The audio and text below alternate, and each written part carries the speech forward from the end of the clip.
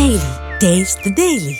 Silver screen మీద commercial సినిమాలతో పాటు లేడీ ఓరియంటెడ్ మూవీస్కి కూడా ఒక సెపరేట్ ఫ్యాన్ బేస్ ఉంటుంది కదా. అందుకే గతంలో బాక్స్ ఆఫీస్ని షేక్ చేసిన లేడీ ఓరియంటెడ్ సినిమాలు చాలా ఉన్నాయి. కానీ రీసెంట్ టైమ్స్లో అలాంటి సక్సెస్లు ఏవి పెద్దగా కనిపించలేదు. అందుకు కారణం ఏంటి? ఈ స్టోరీలో చూద్దాం.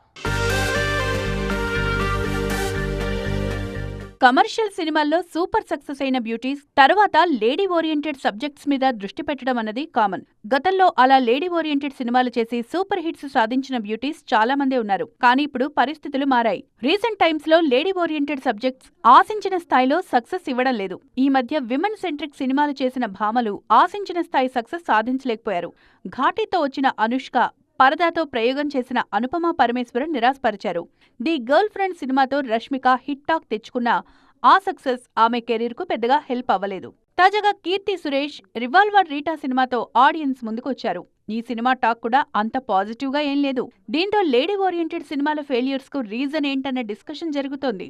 టాప్ బ్యూటీస్ కూడా ఈ జానర్ లో సినిమాలు చేసేందుకు రెడీ అంటున్నా సక్సెస్ సౌండ్ చేసే కథలు దొరకడమే కష్టమైందంటున్నారు ఇండస్ట్రీ జనాలు.